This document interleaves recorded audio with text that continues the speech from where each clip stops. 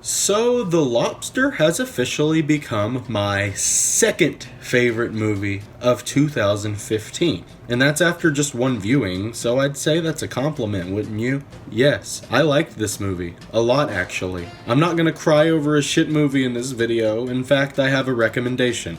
For all of you. Well, not all of you. This is without a doubt one of the funniest movies of the last decade. The last thing I want right now is a kiss from a silly little girl.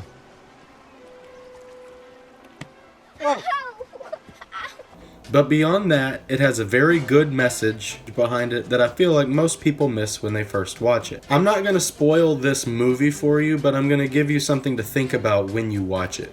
To say that this movie is underrated would be an understatement. However, the fact that it doesn't have very much appeal to a broad audience is not surprising. It's about a man who lives in this undefined dystopian society where people are forced to fall in love within 45 days or they'll be turned into an animal of their choice. The idea alone kind of reminds me of an episode of Black Mirror. Not any specific episode, it just kind of sounds like it would be. However, the execution of this movie was done significantly better than any Black Mirror episode I've ever seen. What I love most about this movie is its tone.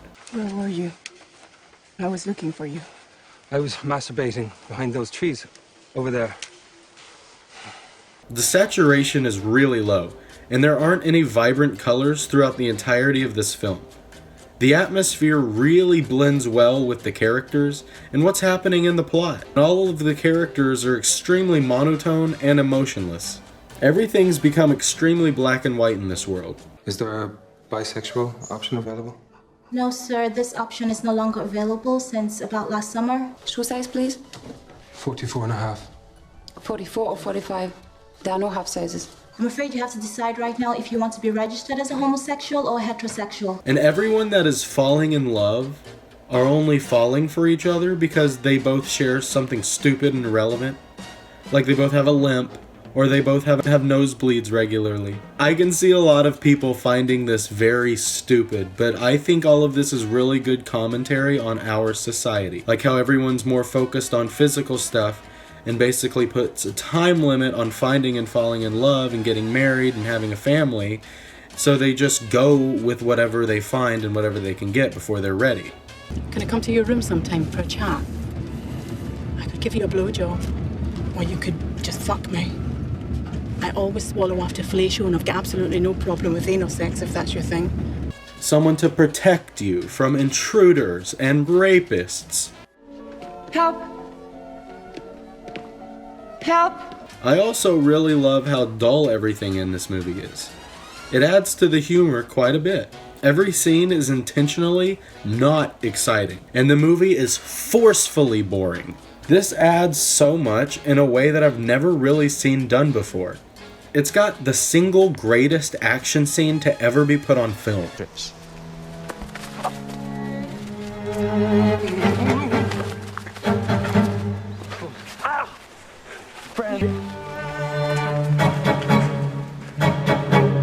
It's also got a couple of the best dance numbers I've ever seen in my entire life.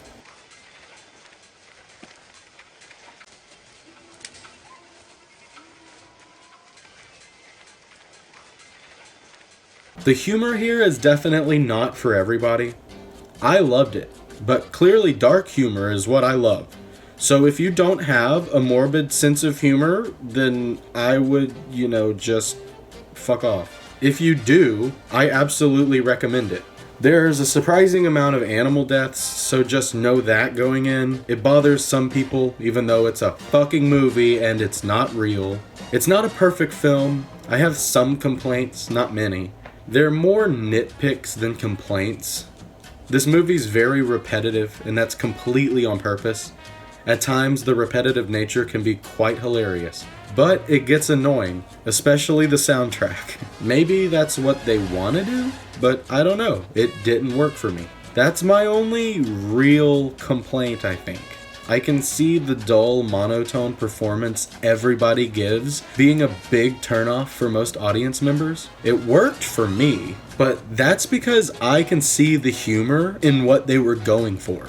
That doesn't sound like a task that's easy to achieve, but they pull it off with a cast that's awesome and a director with a lot of talent. Although it's repetitive, it never lost my attention. It's definitely one that could get better with rewatch. A lot of themes are ambiguous, so there could be a lot of details that I completely missed out on the first time I saw it. But I don't know, I've only seen it the one time. I could definitely go more in depth, but I know people here have never even heard of it, so I don't want to spoil it for anybody. I kind of just want to recommend it to you and let you go watch it for yourself. I think it's a great movie, and I'm gonna give it an A.